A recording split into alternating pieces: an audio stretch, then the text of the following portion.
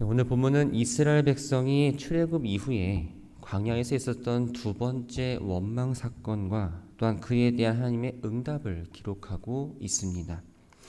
홍해를 안전히 건넌 이스라엘 백성은 수르 광야에 들어왔습니다. 물을 찾아 떠난 지 3일 만에 마라라는 곳에 가게 되죠. 하지만 이 마라라는 이름대로 물맛이 있어서 마실 수 없었고 이로 인해 첫 번째 원망 사건이 발생합니다. 하나님은 이스라엘 백성의 원망과 불신을 책망하지 않으시고 마라의 쓴물을 마실 수 있는 단물로 바꾸어 주심으로 문제를 해결해 주셨습니다. 그 이후에 이스라엘 백성을 풍부한 물과 또한 쉼터가 있는 엘림으로 이끌어 주셨지요. 이곳에서 광야 생활로 얻었던 피로와 고단함을 풀 수가 있었습니다. 하지만 엘림이 아무리 좋다 하더라도 그곳은 최종 목적지가 아니었죠. 다시 길을 떠나야 했습니다. 엘림을 떠나 이제 엘림과 시내산 사이에 있는 신광야에 도착합니다. 이 신광야는 시내반도 북서쪽에서 남동쪽으로 넓게 퍼져 있는 황량한 고원지대입니다. 이곳에는 애굽에서 시내반도 해안을 낀 산악도로를 따라 호렙산으로 가는 대로가 있었습니다. 지금 이스라엘 백성들은 이 대로를 따라서 걸어가고 있었던 거죠. 성경에는 신광야라는 지명이 이곳 이외에도 민수기 33장 36절에 가데스 바네아 부근의 광야를 가리키는 지명으로도 등장합니다. 한국어로 번역할 때는 둘 다 신광야라고 번역이 되어 있지만 원어를 보면 본문의 신광야는 신광야가 되고 가데스 바네아 부근의 광야는 친광야입니다. 엄연히 말하면 두 지역은 다르다는 걸 알 수 있습니다. 이스라엘 백성들이 신광야에 도착했을 때는 라암스에서 출발한 지 딱 한 달째 되는 둘째 달 15일입니다. 이들은 광야에 들어오자마자 또다시 마음이 팍팍해졌고 마라에서의 원망했던 것처럼 또다시 원망을 하기 시작합니다. 마라에서 백성 중 일부가 모세를 향해서 원망했다면 이번에는 이스라엘 자손 회중 모두가 모세뿐만 아니라 아론에게까지 원망을 합니다. 원망의 원인은 물이 아니라 이번에는 먹는 것, 즉 양식이죠. 애굽을 떠날 때 아무리 많은 양식을 가지고 나왔다 하더라도 장정 60만 명이나 되는 많은 사람들이 먹는다면 한 달이 지난 지금 양식이 떨어지기에는 충분했습니다. 모세와 아론을 향해서 원망하는 내용은 구체적입니다. 3절을 보면 우리가 애굽 땅에서 고기 가마 곁에 앉아있던 때와 떡을 배불리 먹던 때에 여호와의 손에 죽었더라면 좋았을 것을 내가 이 광야로 우리를 인도해 내어온 회중이 죽게 하려 하는도다. 말한 내용만 보면 과거 이 애굽 생활이 너무나 좋았던 것처럼 보입니다. 하지만 실제로는 그렇지 않았지요. 강제 노동에 시달렸습니다. 고기 삶는 그 솥 주위에 편하게 둘러 앉아서 고기를 먹고 밥을 먹을 만큼 생활이 풍족하지도 또한 여유롭지도 않았습니다. 그런데도 이스라엘 백성은 과장된 말로 애굽 생활에서의 삶을 미화시키면서 적은 양식이라도 먹을 수 있던 그 애굽으로 다시 돌아가려는 욕망과 의지를 보였던 거죠. 이들은 아직도 노예 근성을 버리지 못했습니다. 그리고 여전히 하나님에 대한 그 믿음과 신뢰를 없었고 하나님께서 왜 자신들을 구원했는지에 대한 것도 알지 못했습니다. 여호와의 손은 10가지 재앙으로 애굽을 지신 바로 하나님의 손을 말합니다. 사실상 이스라엘 백성들에게는 이 손은 노예 생활을 벗어나게 해준 은혜의 손입니다. 말로 표현할 수 없을 만큼 정말 놀라운 은혜를 받았음에도 불구하고 이것을 비방하며 심지어 하나님의 이름을 욕되게 하는 그 모습을 지금 보이고 있는 거죠. 이스라엘 백성들이 눈앞에 있는 모세와 아론을 향해서 원망했지만 궁극적으로는 그 권능의 손으로 구원하신 여호와 하나님에 대한 원망이었습니다. 이스라엘 백성들이 이 배은망덕한 모습을 보였음에도 불구하고 하나님은 그들을 꾸짖지 않으십니다. 오히려 그들의 불평을 해결해 줄 방안을 모세에게 전달하시죠. 이것이 바로 만나 규례입니다. 하나님은 하늘에서 양식을 비같이 내려주겠다고 약속하십니다. 그런데 이 약속에는 일용할 것을 날마다 거둘 거라는 지침이 따랐습니다. 이스라엘 백성이 매일 나가서 그 양식을 거둘 때마다 하나님만이 나의 공급자 되십니다. 하나님 주신 이것은 하나님의 은혜의 선물이라는 것을 깨달을 뿐만 아니라 일용할 양식에 만족하며 그 필요 이상으로 물질에 대한 욕심을 갖지 않도록 가르치고자 하셨던 거죠.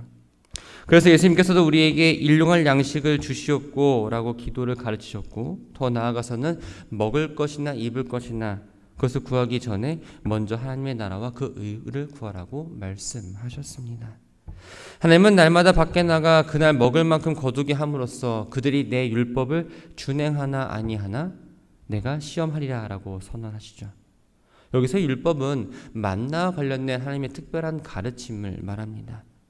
이스라엘 백성이 인간의 욕심 때문에 하나님 가르쳐주신 그 말씀대로 지키지 않는다면 그것은 하나님의 명령에 대한 불순종이었습니다.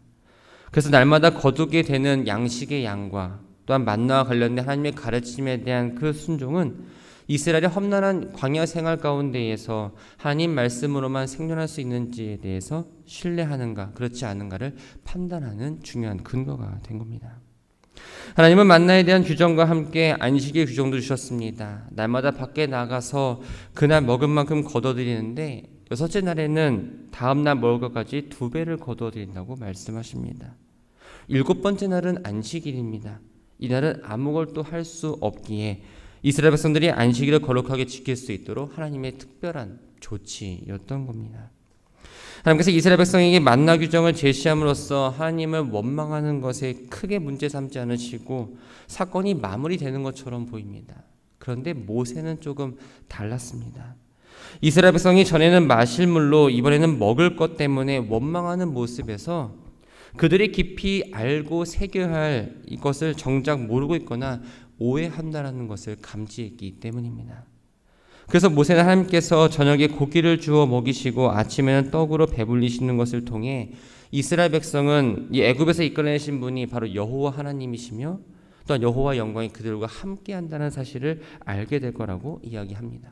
그렇기 때문에 지금 하나님의 대리자 우리에게 불평하는 건, 원망하는 건 아무런 의미가 없는 일이고, 또한 그것은 우리를 향한 원망이 아니라 하나님을 향한 원망이라는 것을 지적하고 있습니다. 모세는 아론을 시켜서 이스라엘 온 회중을 하나님 앞에 나오게 합니다. 하나님께서 만나와 메추라기라는 그 이적을 행하시기 이전에 이스라엘 백성들이 먼저 하나님 앞에서 하나님의 존재를 깨닫고 또한 자신들의 불평이 하나님에 대한 존재를 알지 못했던 그 불신앙이라는 것을 깨우치고 뉘우치도록 하기 위해서였던 거죠. 아론이 지시한 대로 이스라엘 온 회중들은 자신들의 진영에서 광야를 향해 하나님의 임재를 상징하는 그 구름 기둥을 보았습니다. 이때 구름을 헤치고 나올 만한 그 쏟아지는 그 빛과 같은 모습으로 여호와의 영광을 보게 됩니다. 지금 이스라엘 백성 눈앞에 보이는 이 구름 기둥은 잠시나마 하나님의 능력과 하나님의 존재를 망각했던, 그래서 불평하고 원망했던 이스라엘 백성들이 스스로 잘못을 뉘우치기에는 너무나 충분한 현상이었던 거죠. 하나님은 모세에게 이스라엘 백성들이 원망한 소리를 들으셨다라고 말씀하시면서 모세에게 그들을 위한 메시지를 전해주십니다. 12절을 보면 너희가 해질 때에 고기를 먹고 아침에는 떡으로 배부르리니 내가 여호와 너희의 하나님인 줄을 알게 될 것이다. 여기서 이 알다, 바로 히브리어 야다는 어떤 사실을 지식적으로 아는 게 아니라 실제적인 경험을 통해서 자세하고 확실하게 이해하는 걸 말합니다. 하나님은 이미 애굽에서 큰 재앙을 행하셨고 출애굽 과정 가운데에 자신의 여호와 하나님의 사실을 밝히셨습니다. 그런데 이제 다시 메추라기와 만나를 통해서 하나님은 언약의 신실하신 구원의 하나님이며 백성들에게 일용할 양식을 제공하시는 바로 풍성하신 은혜의 하나님이라는 사실을 밝히겠다고 말씀하신 거죠. 하나님이 말씀하신 대로 저녁이 되자 진영 주위에 메추라기가 있었고 아침에는 이슬이 마르자 작고 둥글고 서리 같은 것이 있었습니다. 처음 본 것이기 때문에 백성들은 서로 이게 무엇이냐라고 묻습니다. 모세는 여호와께서 너희에게 먹게 하신 양식이라고 이야기합니다. 이스라엘 백성들은 그것을 만나라고 불렀습니다. 만나라는 이름은 이스라엘 백성들이 서로 이것이 무엇이냐라고 주고받은 그 말에서 유래되었습니다. 31절에 보면 이 만나를 가시같이 희고 맛은 꿀 섞은 과자 같다라고 표현합니다. 우리가 만나라는 이름에서 알 수 있듯이 정말 전혀 새로운 것들이었습니다. 하나님은 지금 새로운 것들로, 그들이 한 번도 경험해보지 못한 것들로 필요를 채워주신 거죠. 하나님은 한 사람이 줍는 만나의 양을 한 오멜로 정하셨습니다. 이 오멜이라는 단어는 원래 곡식의 양을 측정하는 조그마한 토기 사발을 말합니다. 이후에 이 크기를 기준으로 곡물의 양을 측정한 단위로 사용되었는데 한 오멜은 2.3리터, 10분의 1 에바였습니다. 이스라엘 사람들은 만나를 처음 거두어 드립니다. 사람에 따라서 누구는 조금 많게 또 누구는 조금 적게 거두어 드렸는데 그 결과가 너무나 놀라웠던 거죠. 오멜에 담아보니 만나를 많이 거둔 사람이나 적게 거둔 사람이나 모두 남지도 않고 부족하지도 않고 꼭 각자에게 적합한 양만큼 거두게 된 것을 알게 됩니다. 하나님께서는 각자에게 부족하거나 남지 않도록 일용할 양식을 적절하게 공급해 주심으로써 이 만나는 바로 사람의 노력에 의해서 얻어지는 것이 아니라 하나님의 은혜라는 것을 분명하게 보여주셨습니다. 날마다 모든 사람에게 부족함 없이 양식을 주시기 때문에 다음 날까지 남겨두거나 보관해 놓을 필요가 없었죠. 그래서 하나님은 거둔 양식을 그날 다 먹고 다음 날 아침까지 남겨두지 말라고 말씀합니다. 하지만 이스라엘 백성 가운데에서는 이 말을 따르지 않고 아침까지 남겨둔 사람이 있었습니다. 개인적인 욕심을 채우기 위해서, 아니면 과거 식량이 부족해서 고생했던 그 경험 때문에 식량을 비축해 놔야 된다는 그 강박관념에 의해서 식량을 다음날까지 내버려 두었던 겁니다. 하지만 그것은 불순종이었죠. 그 결과 아침까지 남겨둔 양식에는 구더기가 끓고 냄새가 났습니다. 이스라엘 백성은 아침마다 나아가서 그날만큼 먹을 만큼 만나를 거둡니다. 그런데 햇볕이 너무 강하게 쬐면 그 열 때문에 만나는 녹아버렸습니다. 그래서 만나가 계속 있겠지 생각하고 민기적거리면 만나를 거둘 수가 없었던 거죠. 만나가 내리기 시작한 지 6일째 되던 날 평소와 같이 만나를 거두었습니다. 그런데 그 양이 평소와는 조금 다릅니다.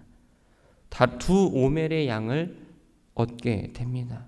갑자기 양이 바뀌어버리니 백성들은 어떻게 할지 몰랐습니다. 각 집안의 어른들 역시 그 상황을 처음 겪었기 때문에 당황스러웠죠. 그래서 모세에게 이 사실을 보고하면서 어떻게 이 상황을 이해해야 하는지 또 우리가 어떻게 해야 하는지를 모세에게 듣고자 합니다. 모세는 내일은 휴일이니 여호와께서 거룩하신 안식일이다라고 말합니다. 안식일은 하나님께서 6일간 창조사역을 끝내시고 7일째 휴식을 취한 날을 그것을 지키는 날입니다. 이날은 모든 노동을 중단하고 하나님께 찬양과 경배를 드려야 했습니다. 하나님은 백성들이 안식일을 정말 거룩하게 지키고자 아무런 것도 신경 쓰지 않고 지킬 수 있도록 6일째 되는 날 그 2인분의 만나를 내려주시는 배려를 해주셨던 거죠. 안식일 날에는 집에서 불도 피울 수 없었습니다. 당연히 요리를 할 수가 없었지요. 그래서 굽던지 삶던지 미리를 다 조리해 놓고 먹고 난 다음에 다음날 먹을 양을 잘 보관하라고 이야기합니다. 모세가 명령한 대로 다음날 아침까지 두었습니다. 그런데 평소와는 다르게 안식일에는 그 만나가 하루를 묵었지만 냄새도 나지 않고 벌레도 생기지 않았습니다. 안식일을 지키는데 그 양식 문제로 신경 쓰지 않도록 하신 하나님의 배려이자 특별한 현상이었던 거죠. 하나님은 모세를 통해서 안식일에는 만나를 거두지 못할 거라고 반복해서 분명하게 주의를 주셨습니다. 그럼에도 불구하고 이스라엘 백성 가운데에서는 안식일에도 만나를 거두러 나간 사람이 있었습니다. 하지만 그들은 빈손으로 돌아옵니다. 하나님은 모세에게 너희가 얼마나 더 내 계명을 내 율법을 지키지 않느냐라고 말씀하십니다. 여기서의 계명과 율법은 바로 하나님이 가르쳐 주신 그 안식일에 관한 것과 더 나아가서는 만나 규정을 말합니다. 단순히 이스라엘 백성들이 하나님 명령하신 것, 가르치신 것을 지키지 않는 그 행위를 질책하신 게 아니라 하나님 말씀이 불순종하는 그 이스라엘 백성들의 마음을 질책하셨던 겁니다. 하나님의 질책에 모세는 안식일에 만나를 거두어 나가는 걸 막기 위해 만나가 있는 진 밖으로 나가지 마십시오라고 이야기할 수 있었습니다. 하지만 오늘 본문을 보면 아무도 처소에서 나오지 말라라고 매우 강력하고 또 단호하게 이야기합니다. 안식일을 범하지 않도록 안전히 원천봉쇄령을 내림으로써 이후에는 아무런 문제 없이 이스라엘 백성들은 7째 날에 안식을 했습니다. 이스라엘 백성은 광야 생활을 시작으로 가나안에 도착해 6월절을 지내고 그 땅의 소산을 먹는 날까지 만나를 먹었습니다. 이 기간이 대략 40년입니다.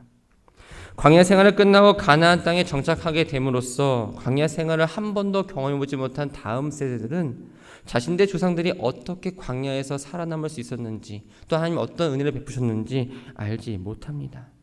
이를 대비해서 하나님은 한 오멜을 항아리에 담아 언약궤 안에 보관돼 십계명에 적힌 그 증거판 앞에 넣어두고 보관하라고 명령하시죠. 후손들에게 만나를 보여줌으로써 하나님의 은혜를 기억하고 또 하나님이 이스라엘이 어떻게 살아갈 수 있도록 은혜를 베푸셨는지 알게 하기 위해서였습니다. 이것을 끝으로 만나에 대한 규례는 물론 하나님이 모세에게 추가로 말씀하신 명령과 그 지침들은 모두 마무리가 됩니다. 말씀을 정리합니다. 만나는 땅에서 얻을 수 있는 소산물이 아니라 하나님께서 이스라엘 백성들에게 주시는 하늘 양식이었습니다. 이스라엘 백성이 광야 생활을 하고 가나안 도착해서 안식일을 지내고 첫 소산을 먹을 때까지 그 40년이라는 시간 동안 이들은 만나를 공급받게 됩니다. 광야 생활을 해보지 못한 이 다음 세대들은 당연히 만나를 구경하지 못했을 것이고 또 자신들의 조상들이 어떻게 광야에서 생활을 하고 살았는지를 알 수 없었습니다. 그것을 대비해서 한 오멜에다가 만나를 담아서 보관하라고 하셨죠. 특별한 은혜를 기억하기 위해서, 그것을 보면서 감사하기 위해서 다음 세대들에게 보여줌으로써 하나님이 어떤 분이신지 또 어떻게 하나님께 순종해야 하는지를 알려주기 위한 방법이었습니다.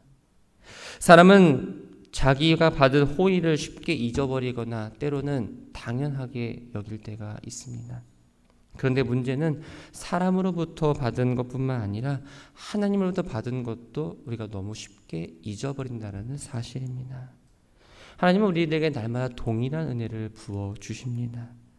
그 은혜를 기억하며 감사하며 살아가는 것이 하나님 백성으로서의 삶이죠.